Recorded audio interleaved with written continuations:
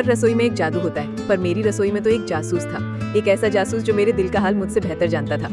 ये कहानी है दादी माँ की उस खाली किताब की जो जिंदगी के सबसे मजेदार और चटपटे मसाले भरना सिखा गई। एक ऐसी रेसिपी जिसे चक्कर सारी चिंताएं पल में फुर हो जाती है। उस दिन मैं ऑफिस की तनाव से बिल्कुल पकी हुई थी। दादी की संदूक से मुझे उनकी एक पुरानी खाली डायरी मिली।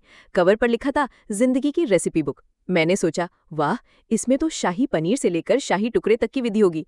पर हाय रे किस्मत, अंदर का हर पन्ना दूध की तरह सफेद, बिल्कुल खाली। गुस्से में मैंने डायरी एक तरफ फेंकी और खुद के लिए चाय बनाने लगी। मन में बॉस को लेकर खिचड़ी पक रही थी और गैस पर चाय। चाय तो बन गई पर डायरी वैसे ही खाली रही। 2 दिन बाद मेरी दोस्त का फोन आया और उसने एक ऐसा मजेदार किस्सा सुनाया कि मैं हंसते हंसते लोटपोट हो गई। उसी खुशी के झोंके में मैंने यूं ही सूजी का हलवा बनाने का सोचा। मैं गुनगुना रही थी, नाच रही थी और कलछी चला रही थी। तभी मेरी नजर उस डायरी पर पड़ी और मेरे तो होश ही उड़ गए। एक पन्ने पर सुनहरे अक्षरों में कुछ उभर रहा था। मैंने भाग कर देखा, उस पर लिखा था चिंता मुक्त हलवा। और सामग्री सूजी नहीं, लिखा था 1 प्याला खिलखिलाती हंसी, 2 चम्मच सब्र का घी और बिंदासपन स्वाद अनुसार। मैं हैरान थी। मतलब तनाव में बनाई चाय से ज्यादा खुशी में बनाया हलवा असरदार है।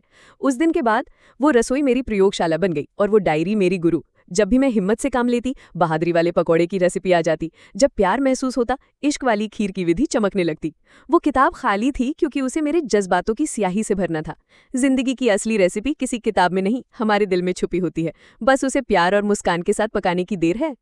तो उस जासूस किताब ने मुझे सिखाया कि रसोई सिर्फ खाना पकाने की जगह नहीं, जिंदगी बनाने की प्रयोगशाला है। अब जब भी कोई परेशानी आती है, मैं कोई रेसिपी नहीं ढूंढती, बस दिल खोलकर हंस देती हूँ और कुछ मीठा बना लेती हूँ, क्योंकि जिंदगी का सबसे बड़ा मसाला तो खुद हम हैं। कभी खट्टे कभी मीठे, पर हमेशा लजीज। आपकी जिंदगी की सीक्रेट रेसिपी क्या है? कॉमेंट्स में जरूर बताइएगा। और ऐसी ही कहानियों के लिए हमें फॉलो और सब्सक्राइब करना मत भूलना। अगली कहानी तक मुस्कुराते रहिए और जिंदगी को जी भर कर चसते रहिए।